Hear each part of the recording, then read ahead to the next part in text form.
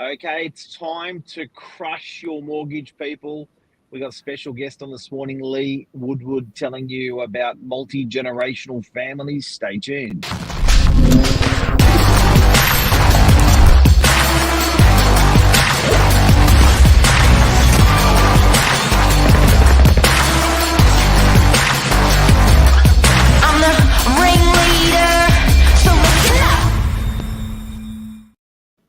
Good morning.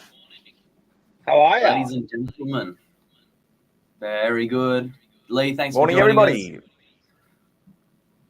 Thanks for coming on, Lee. My pleasure.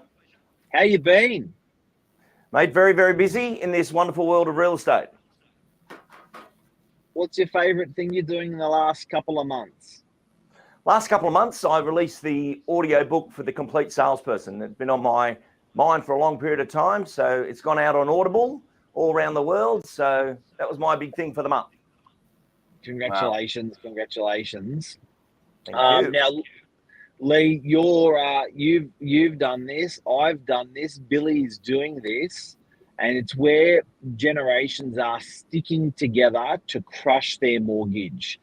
So with interest rates going from 2%, 3%, 4%, 5%, 6% now, people are starting to explore the options of putting a couple of generations into one house.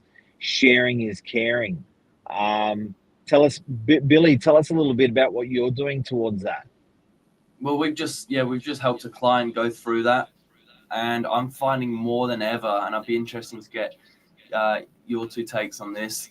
It seems to be the demand or the appetite for a granny flat, second income, or a separate level where you can accommodate multi-generations is more than ever, I think, stronger than ever. It's, whichever angle you look at it, it's either somewhere to put family or it's a second income. And it seems to be quite a good addition to the home. I'm curious to know, are you finding people are, buying and selling these setups more than ever, Mark, or is this something that's always been like that? I think it's always been like that, but what I'm getting a lot of people doing now is they're renting out the place where they're living and they're going to go live with friends, family, mum or dad. So I guess they're crushing that mortgage because they're going to get, like for a house, they're going to get $1,500 a week. They're going to get $6-7 grand a month. That's really going to help them towards what they're trying to do. Lee, tell us about your experience and your thoughts on this. Yeah, well, about 15 years ago when Robin and I brought our families together, that gave us 6 children, and they weren't children. The children were about to have children. So when we went out to buy a house, there was nothing out there that had that amount of bedrooms to move 10 people into a property. So we found a big old fogger on a great block of land near the water and did the full reconfigure of the house into 4 places, really. So it's like a quadruplex where everyone's got their own space, their own place. And for many, many years, that gave all the kids their start. It gave them an opportunity to buy a property that they could rent out for 1 year, 2 years, because you've got a better chance of getting a loan. And then they finally all moved into their own properties. And then just in the last 3 years, Rob's mum needed to go into care. So she came into the home. And again, we reconfigured the house into an apartment or a villa for her to stay there before she went into a retirement village. And now all the kids have left home. We've got all these bedrooms with no one in it. We've just reconfigured the house again. And we've actually sold our commercial property and put the business in the bottom part of the home. So I'm in a recording studio today, as you can see. At this bedroom. Let me make that a bigger photo. Look at that. Wow. Woo!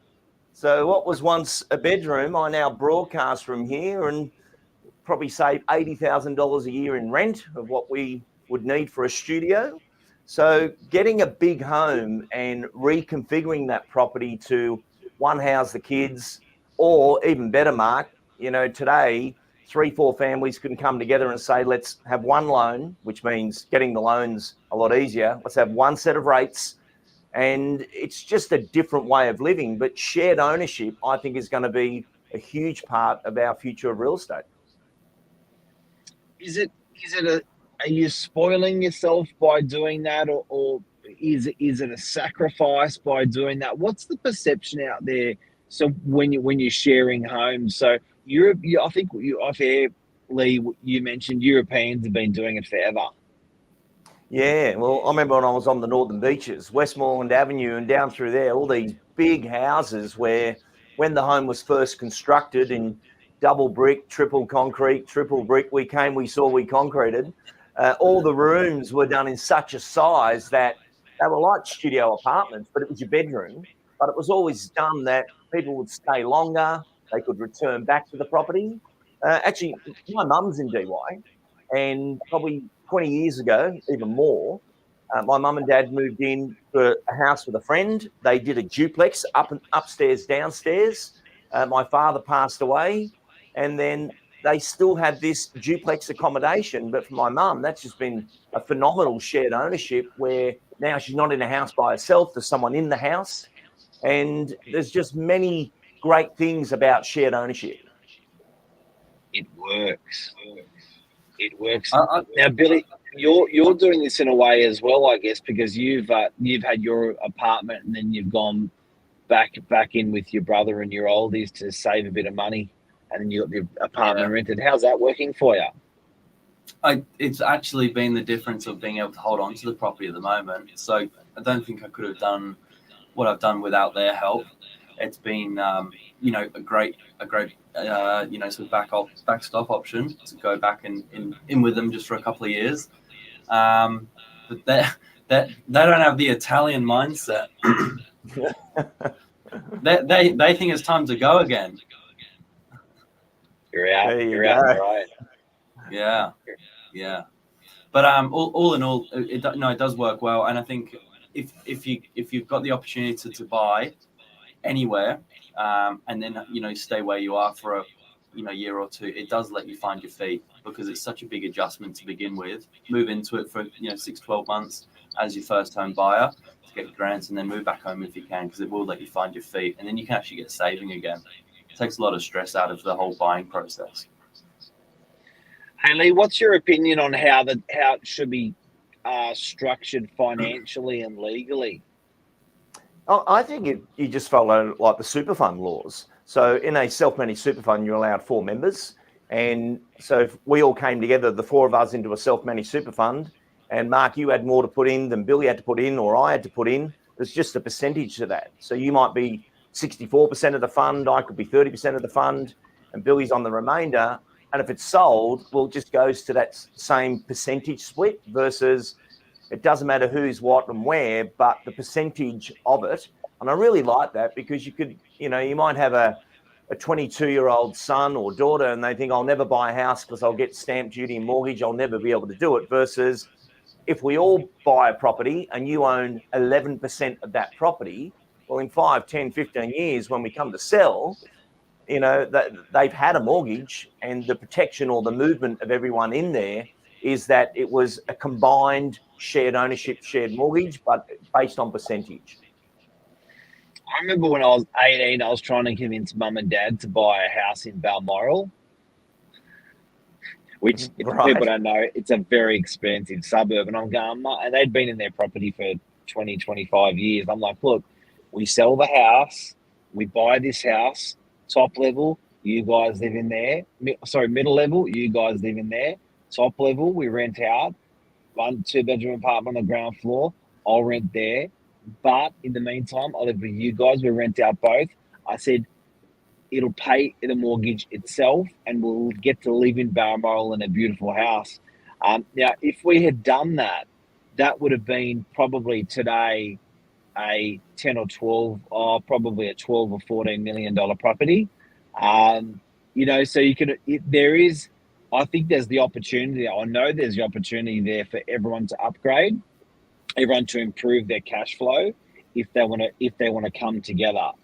What if there's a dispute though? Yeah, you've got to have rules of relationship there, because you've got 2 sides to it. One, you may be living in the home as our family did, or you're not, and it's a rented property or part rented.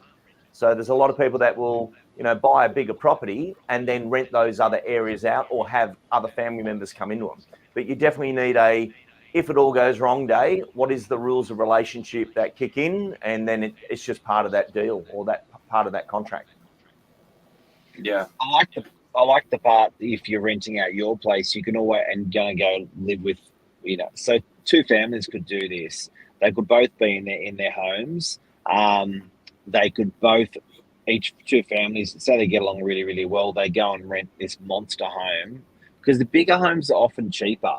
So when I look at a house on the water in Bayview, waterfront, $2,500. I look for a basic home in NARRAWEENA, $1,700 or $1,500, and I think it's only about a 20% shift to get a house that's worth triple the value. So I think there's actually good renting in premium price ranges. I think there's a good opportunity for two families to come together and do that. Now, also there's tax implications. You're going to get negative gearing on the house that the family home that you're renting out. The debt is going to be deductible. So you are going to get to enjoy negative gearing. And what people forget is they think they have to pay tax on capital gains, but I check with your accountant, but I believe for 5 or 6 years after you moved out, you won't have to pay capital gains tax. There's some good tax advantages in doing this, as well as killing your interest rates and mortgages. Yeah, and for a lot of people, what a great way to get started in real estate. It doesn't have to be permanent long term, but if you can, I know here, everyone lived here for a period of time, did that apartment purchase and then rented that out, then moved into it. It's a great transition into real estate. Do you reckon you're going to get anyone back with interest rates back into your home? Well, what a good backup plan. I know for the kids out there now, and everyone worries about if the interest rates go up again and if we can't pay our mortgage, and people can get a lot of anxiety and stress about that versus, well, rent that out and move back in. Like the backup plan is the big mothership, but as soon as you've got a backup plan, it doesn't make that look so bad, and that's where Billy's in the backup plan. I'm on board. I'm on board. Yeah, I'm sleeping so cozy at the moment. It's the mothership. It's actually a better lifestyle than the mothership. You get fed, you get your laundry done. It's really good. Well, that's another one. You're sharing all these costs. Food costs are being shared. Sometimes car costs. You can maybe able to get rid of one car. There's a lot of savings there. But guys and girls, I think the point of today is have a serious think about it. Getting bigger homes, renting a bigger home and getting a couple of families in there or a couple of generations in there, or getting together into one home and renting your place out. There are options out there, and I know interest rates are high. I know it's hurting people out there. We just wanted to go through and explore these fun options where you're spending more time with people you love, saving some money. It's a good plan. Jonathan Craig. The new Australian dream.